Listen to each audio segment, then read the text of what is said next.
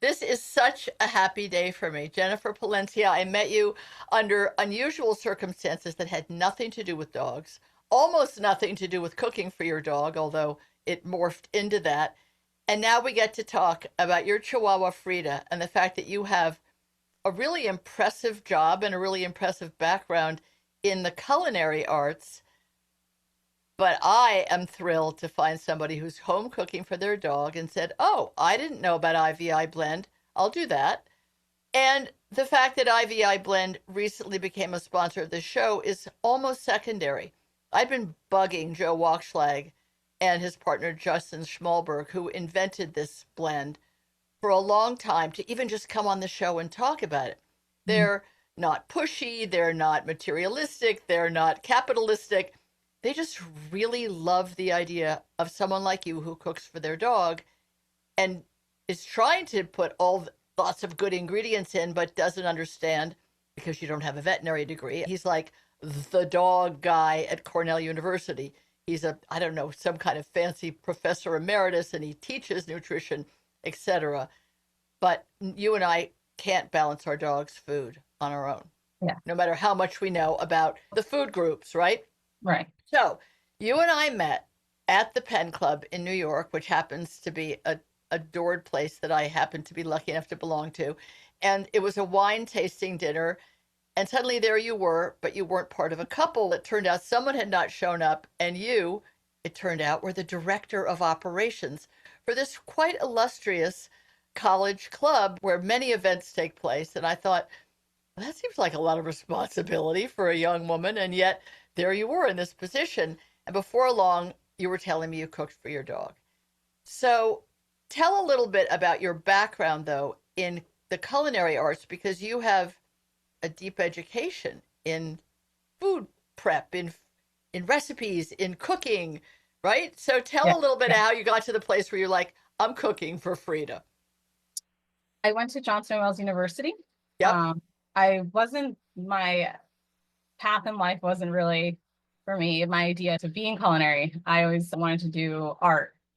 I always thought I was going to go Oh, to school for art. And I went to a class at Adelphi University, and I just met a senior there. And I was asking her questions, what she was going to do. She was graduating, what her plans were. And she said to me, "Oh, I'm going to be a starving artist." And I was just like, "Oh, I don't know if that's what I want to do." So you know let what? me take a That's step so back. perfect. That's so perfect because, yeah, as a young person who wants to be an artist, starving has to be the adjective. Yeah. It's a given. I said, "What am I going to do? I do want to do art, but I'm not looking to just be struggling all the time." So then I was working actually at a snack bar at a yacht club. And that snack Interesting. bar would make you would have to cook. You didn't just serve the food or, Right. so I thought to myself, what if I really like to bake.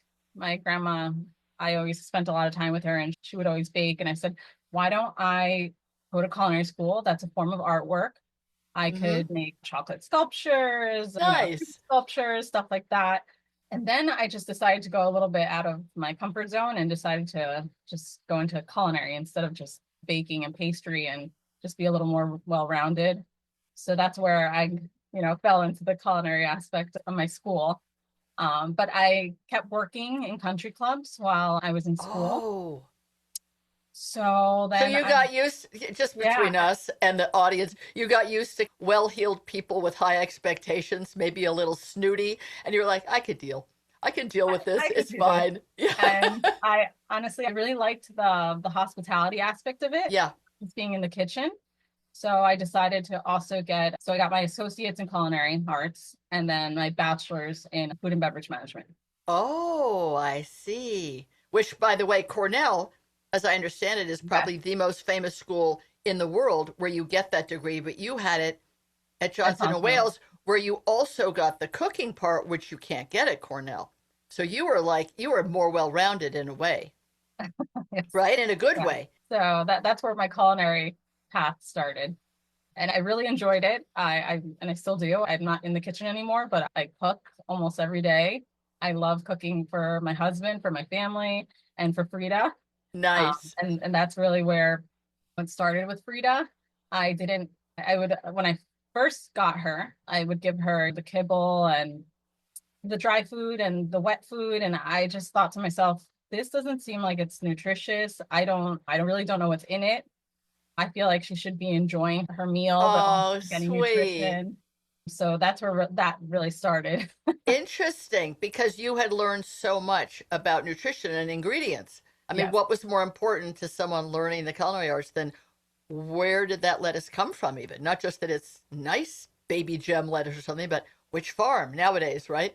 Which Right. farmer, what pesticides or lack of them. So And Frida's that's my what first, inspired you. yeah, Frida's my first pet. When I brought her to the vet, they gave me a list of all of the food items that she could have. And that's really where it started just my brain started turning. And I'm like, oh, I could make a meal for her. I could really give her something good, nutritious. So And fun for you. And then yes, when you it's watch fun for me actually. her little Chihuahua self eat it, there's a smile on your face, like every mom at the high chair with a human baby, like Yes, like that. Oh, with every mouthful for the baby. And with our yes, dogs, we often can't do that. We're like, oh, thank goodness you ate the stuff I put in the bowl. That's good. Or you wanted even more, and that's all I can give you because you're on a diet. One of the things is that when I used to cook for my dogs, which was difficult because they were always large dogs, the exact opposite of a Chi-Chi. yes, They were Weimaraners, first a golden retriever, but then Weims from rescue and more Weimaraners from rescue. And then one gotten as a puppy to keep one of the rescue Weims who didn't like other dogs company and let her raise that dog on her own. I would do some ground turkey and then I would think, okay, spinach or some other greens, and I know I'll put oats in, or next time I'll put rice. It was very vague. And I was not that comfortable. Especially with a big, very active dog, I thought, this can't be quite right. And there wasn't an IVI blend then because their whole idea, because Justin Smallberg is a veterinarian who's very Eastern medicine, Eastern herbs, Eastern healing, understanding about food ingredients, they knew how to make a blend made of not chemicals. Whatever yeah, we mean by that I'm going to say in our ignorance, but something that would cover the spectrum of the various things that a dog for heart health and bone health, those are the two main things besides digestive health, needs right, to take in at every meal. Oh, and omega 3s also pretty important. So you yeah, think of a little dog like, again, you think, why not feed what my godmother Joan Rivers fed her Yorkie? Rotisserie chicken. Okay, that Joan, that's not a meal. Yeah, but it's what he no. likes. Spike likes it. Okay, and then she has the Japanese Frida loves chin. rotisserie chicken, Yeah, but that's I just a mean little it's treat not once a in a while. meal, right? Not a meal though. No, you could even have some rotisserie chicken, but you'd have to put other things in, including Right. vegetables and starches. And the thing that really blew my mind about IVI Blend, or IVI as a company, Integrative Veterinary something, is something. It's a name. I'm really bad. Just remember IVI. IVI. You remembered it because you went and got it. And I have to No. say, I'm really touched that you did that because you are a busy working businesswoman and a chef at home for yourself, your humans, and your dog. And you said, that makes sense to me. And the It cool does. thing is, they have recipes. Now, you as a cook are like, yeah, I'm good. I'm going to try Brussels sprouts or broccoli today or this week. But they have for free these really simple recipes so you can pick from a column A and B? Or how did you look at their recipes, I or you did, looked at and them and thought, I'm doing the right thing already? What did you think about their recipes? I did, and then, but also I thought, oh wow, I wasn't sure that if I could give them this. Right. And it's very simple. So for me, Yes. I feel like it comes a little naturally just because I did go to culinary school. Yes. I'm constantly looking up whether she can and cannot have something. Yep. But for someone who doesn't cook, it's very helpful. You really just go online and you just follow the recipe. So it's really For a lot good of people, resource. cooking is daunting. They just don't do it enough, so they want to follow a recipe, whether it's the New York Times or something else. And I look at it and go, that's pretty obvious, but not to someone who isn't in a comfort zone in the kitchen where a little of this and a little of that and mush it all Right. together and it'll come out okay. Because you're not going to cause malnutrition in your humans, right? Right. And the other cool thing about your husband, which I just think is an added cherry on top, so there's this street in New York. I grew up in New York. I was born at Lenox Hill. I grew up there. I went to school there a variety of times. I went to Dalton. I went to NYU. In between, I lived there or didn't live there. I didn't know there was this row, this street where all the college clubs were. It's like, how did that ever happen? So across the street from the Penn Club is the Harvard Club. And guess who's the banquet manager? Jennifer's husband. How does this even happen? You guys have a I monopoly. honestly, it's so funny because if we would have planned it, it probably would have never happened. No. It just, it's funny. He just was looking for a side gig. And I said, they're looking for bartenders. Why don't you just, oh, you're looking for something that you want to really do? Why don't you take the opportunity to just bartend for a little bit? Because he's bartended in the past and So he had the loves it. creds. He knew Yeah. how to he Yeah. knew how to mix stuff. Yeah. He's been a bar manager. So he said, yeah, I'll give it a try. Um, and then there was an opening for a food and beverage manager position. And he said, you know, I don't want to just bartend all my life. And I said, do whatever you want, whatever makes you happy. That's So, so cool. so he fell into that role, the food and beverage manager, and he was there for quite some time. And then they had a banquet position available. And he said, maybe I'll learn this, something different. Catering is different. Events are different. So maybe I'll learn a little bit over here. And I said, I don't know, give it a try. You Whatever know, I makes you. think it's a great attitude. And how many people in today's world where they talk about people coming fresh out of college in particular, even with a graduate degree, there's no jobs available. They can't get their foot in the door. They don't actually know where they want to put their foot. And here you guys were. It must have been just this really perfect time in the universe where you could work at a country club, work at a bar, and then you say he fell into a position. Nobody falls into a position at the Harvard Club any more than they fall into the position of getting into Harvard. You just have to have all the right elements, and the Yes, timing has to be perfect. yes, And it's just so charming that the same people who were doing these quite high pressured, quite high profile jobs are also cooking for Frida the Chihuahua. There was something about that really touched me, that with all that you had going on, you're like, yeah, but you know what? Frida deserves a really good breakfast, lunch, and dinner herself. So they I'm going do. to do that. I really appreciated it. And then you said, oh, this is going to be great. Now, if I put in turkey and lamb this week and quinoa or whatever the other ingredients you were using, you're like, it'll all be good because I've Mhm. got this balanced blend, which Exactly. balances the vitamins and minerals, which is underneath it all the thing that the dogs really need. The other stuff is great for digestion and joy, your joy as well as their joy. So, what were some of the recipes that you came upon on the IVI website that you thought, oh, that's a good idea? They have a chicken and quinoa. I believe Oh, there's a really? quinoa dish. And I was thinking, oh wow, I never even thought about giving quinoa. I give It's her funny brown that I rice. just said it. I don't know Yes, why I it give just her came brown out. rice and I give her add some flax seeds in. But I never thought of quinoa being one of a good nice grain for her. Yeah, So a I high thought that was protein great. grain. And she loves So, sweet potato. They have a great sweet oh, potato recipe there. nice. So So, do you keep the skin on? Do they say to take it yeah, on, or I like to give her the skin just because it's extra fiber and yes, the nutrients. exactly. Is she ever going to have a brother or sister? So she, so actually, I live with my sister, and she also has a dog, and he's a Oh, multi-poo. oh, So, really? so I cook for the both of them. Yeah, so they get along Oh, really so the well. Maltipoo's got the life of Riley too. Were you always cooking for both of them? Yes, yes. So, how big of a pot of food do you make, and how long does it last for two small dogs? Is it the size of what you would make a big stew or a big chili or a big minestrone in, or Yeah. just so people get an idea that it's really quite manageable? Yes, it's I do one large pot, like you're saying, for enough for almost like a stew, and that Yeah, lasts for the week. nice. And we give them about a third of a cup, or almost a little more than a third of a cup in the morning and at night.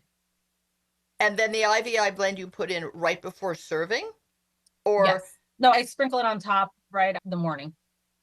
you don't put it in with the cooked food No, in the I just giant sprinkle it. vat. That way No, you no. know the amount. Yes, yes. So, of course, what's funny is after you did it and we were corresponding back and forth, I was like, you're so cool. You did it. Thank you so much for believing me. And you said, I don't see a difference yet. And I think this is the important thing, whether it's about nutrition or supplements. You're not going to probably see a difference. You may see, depending on who was feeding before and what their balance was, you may see a difference in their poo. Maybe. But in terms of their health, no one can look at their heart. A Right, doctor right, can look at their heart. We can't see their heart. We can't see their bones and joints. But it's all happening. Maybe depending on if somebody was really feeding an unbalanced diet accidentally, they would think they were right. doing. Maybe you'll see a difference in their coat. Is she a smooth Chihuahua or long haired? Smooth. And her coat is so shiny. I'm always so proud of myself. So it's always been shiny from Well, home I feeding. for the most part, yes, yeah. Yeah. So now, so it's not like you can give IVI all this kudos, but on the other No, hand, but it's it is inside. very important to be honest, because I was reading into it and I don't give her, there's only so much I can give her. And this really has a little bit of everything. So what Um, are some of the things that jumped out at you? the mushrooms, to be honest. Right. And those are not button mushrooms that we put in our Right. in our omelet. Those And mushrooms are the Eastern mushroom. probiotics are very important. The mushrooms are a Justin Schmalberg edition because if you look at supplements of companies like Pets and others, those mushrooms, which are, I think they're even referred to as nutritional mushrooms, but I'm not sure. They're not mushrooms that you and I can buy in the market. It's not an Right. oyster mushroom. It's not a portobello. It's Yeah. mushrooms from Eastern philosophy or way of treating things like inflammation or things like the nervous system. Seen from Yeah. that Eastern perspective, that to our Western minds, it's like, yeah, okay, the chi, I don't know. I'm sure that it is very good because then you see, depending on the dog, you do see a difference when those mushrooms get into their system. But they're Yes. kind of, to my mind, they're magic mushrooms, not the kind from the 70s where people had a trip, not though, not Not psilocybin, those. not those, but they're magic because they do really good stuff for the dog's body and brain. I mean, Yes. things that, again, how do we know? How old is Frida now? Frida just turned 7. So she's not even at half her lifespan, less than, because Yeah. Chi-Chis are so long lived. Good choice on your part. But No, I'm always worried about her joints just because I know yes, that's an issue in small dogs, but it particularly is. Chihuahuas. Their So, kneecaps, their yes. patella. A lot of us that have big dogs think, oh, it's the ACL tear. But really, these small dogs, whether they're poodles or a multi-poo that's a cross or a Chihuahua, their little kneecaps float. They don't stay where they're supposed to. And a lot of minerals and vitamins and calcium in particular. Now, IVI has another supplement that you can Yes, I use, was looking into that as well. and that's the calcium one that you might want to add. And it surprised me that it wasn't in the IVI, but it's because different sized dogs need a different amount of calcium, Oh, depending. interesting. And Okay, that yeah. otherwise, if you just put a generic balance of it in with the IVI, a bigger dog wouldn't get enough, and maybe a little dog would get too much. I don't know that for a fact, Yes, I'm very but excited to try that actually. I was looking at that and I'm like, I didn't know if I should buy this one first or the other one. But then I said this one is more like a it multi-vitamin. is. So I said, we'll start with this and then I'll incorporate the calcium afterwards. That's So really I'm very smart. excited for that. That's how it was intended because they invented or created or developed the IVI first, and then, as I understand it, the calcium supplement was not an afterthought, but it was like them saying, "Okay, we've done that. Now let's do the other missing piece of the puzzle." So I think, and I could be wrong, that you could have written to them, and they would write you back. You could have Oh, written on okay. their website and said, "Hey, Frito weighs X pounds. I've started on the IVA blend. Should I take the calcium? And is there anything I should know before I do it?" They're very responsive. They're really very consumer oriented in terms of not sell, but more like supporting people that want to home cook, Oh, that's appreciating wonderful. you for doing it because they've both been involved, especially Joe Walkschlag, in pet foods, commercial pet foods. Maybe not the most kibble oriented ones, but Mhm. ones that are like the cooked, prepared, frozen, or in a tube or something. And he's Mhm. helped them formulate foods. So he respects and understands commercial diets and the fact that Yeah. a lot of people aren't going to home cook, but the people who do, for them, this was a chance to really support those home cookers and say, go for it. Don't doubt it. And don't, sometimes other veterinarians will say, oh, that's a bad idea. That's a bad idea because you don't Yes, know that. sometimes the vet does say that to me. Yep. You I know just what? I brush it off. But Because you, I'm because trying to. because you have self-confidence. But a lot Right. of people can get shaken in their Mhm. belief in home cooking or their desire. It's not just a Right. belief, it's more like an emotional desire. I want a home cook. I want to see what I'm giving her. I want to see her enjoy it. I want to give her variety, etc. The Right. great thing about IVI, developed by two veterinarians, one of whom is Joe, is really famous in the vet space. You say Joe Walkschlag, it'd be very hard to find a vet who didn't say, "Oh, Cornell."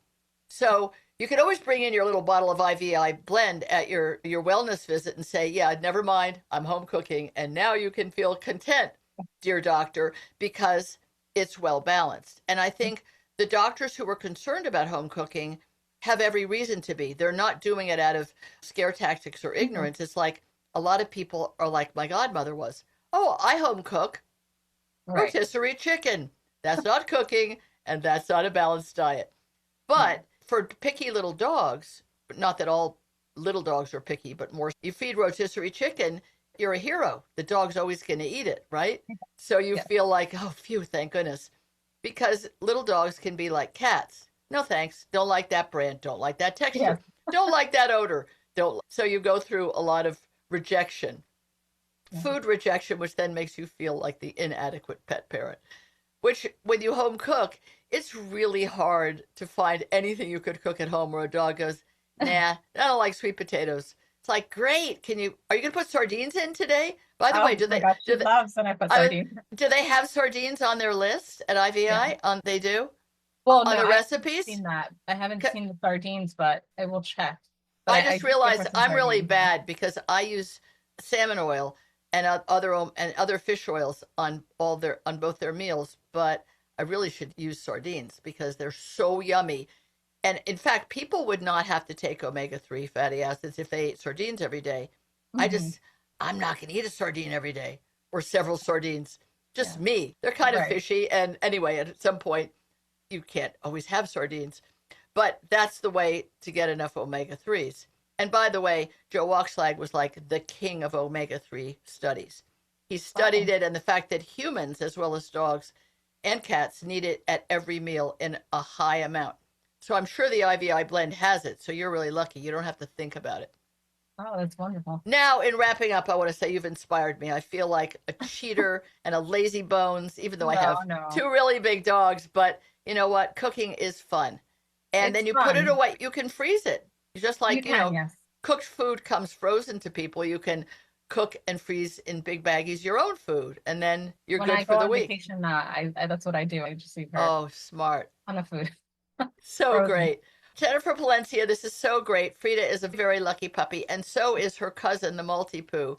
Thank you for trusting me. Of I'm course. very touched, and I appreciate and admire you for doing it. And I can't wait for Joe and Justin to hear this episode. They don't know that I met you. They don't know what a Oh, cool position you have and how much you know about food.